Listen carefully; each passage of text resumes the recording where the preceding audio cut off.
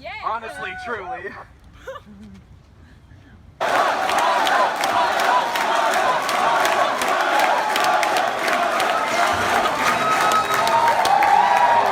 For the record, y'all said lesbians don't exist. Cough. What? Hello. Low energy.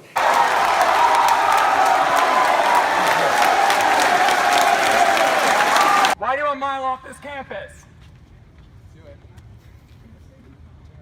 Because I am pro-LGBT rights. Woo! Which Milo clearly is not. Nigga! Wait, isn't he gay? He is gay, but you can still be anti-LGBT. Transphobic.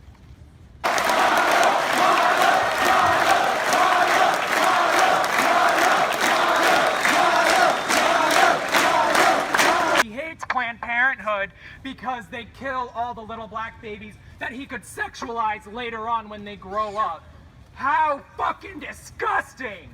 Is that disgusting? It's low energy. It's sad. No, it's sad. Milo! I'm gonna ask you all, what do we want? And you're gonna say, Milo GTFO. Yes, please. What do we want? Milo GTFO! It doesn't have to be perfectly in tune or anything, just say. What do we want? Milo GTFO! What do we want? Milo GTFO! When do we want it? Okay, and can you tell me about the plans to protest Milo? Okay, later today we're having a protest outside of the HCB building near the free speech zone to protest Milo Yiannopoulos, who is a racist, misogynist, who hates trans people. So we're basically there to say our university is saying that, and putting out this lie that our university supports all people and that it is pro-equality, when really they're bringing in these people to talk and speak that are totally against that. And the antithesis of like togetherness. Right. What are some of the examples of things that he said that you have an issue with? Okay, so specifically the biggest one that is easiest to point at is when he gathered all his fans and supporters to harass Leslie Jones online. Why didn't you stand up, as people called her, ape, gorilla, and worse, and say, guys, this is good to do, but not racism. Why should I have to police other people's speech? Stand up for rights? I'm responsible. Why not stand up for the rights? I'm responsible for what I say. I'm perfectly happy to tell you I think that stuff is disgusting. So you had I'm no perfectly happy to obligation tell for your 350,000 followers. Does Justin Bieber have an obligation to his fans? Descending on this woman. I'm sorry for being popular, but I am not responsible for what 350,000 people on the internet say. I am responsible for what I say. Do you think it was the right decision, and if you could restate the question, that would help. Do you think it was the right decision for him to be banned from Twitter because of that? I think it was a great decision to ban Milo Yiannopoulos from Twitter because he spreads hate and hate speech. That's really not something I believe we should have in 2016. Oh, you were too gentle with him. Milo, are you suggesting for 1 second that I do not work as hard as my male colleagues? I take more time off than my male colleagues. Well, I think, and I am not in any way as committed as my male colleagues. I think, and I mean this in the nicest and most complimentary way possible, you're probably atypical in most respects as a sort of workaholic of either gender. You're probably not typical of women, you're probably not typical of anyone in the kind of work that you do. What I'm talking about is not, bashing women for not putting in the hours. What I'm saying is, in general, women look for different things from life, so they look to fulfill themselves to flourish in slightly different ways. And, of course, if you take if you look at the end statistics about pay, they're going to reflect that. That's not necessarily a problem. Now, when people lose the economic argument, they always switch to the social argument, as your other guest just did. And unfortunately, the problem is that a lot of this is underpinned by this sort of constant victimhood complex that women are encouraged to buy into. They're given this victimhood script about, whether it's rape culture on campus or pay under the average, under the male average. And most of it's based on ridiculous sort of social science studies that don't stand up to the most basic scrutiny. Most of it simply isn't true. And I think the majority of women don't want to be patronised, don't want to be given special privileges, don't want to be given special dispensation dispensation. They want to go out to the workplace, be paid what they're worth, and of course, if they want to raise a family, they're not going to get to be CEO, or not going to get to to be a partner in a law firm. You can't have it all.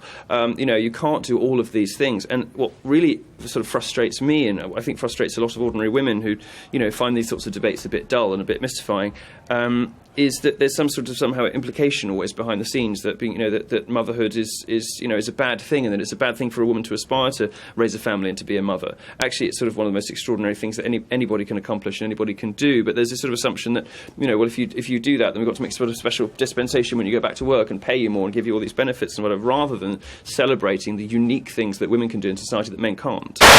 Based on 2012 numbers, it would take 40 years worth of blacks killed by police to equal the total number of blacks murdered by other blacks in a single year. Right. Less than 400 people a year are killed by cops. 61% of them are white men. 32% are black males.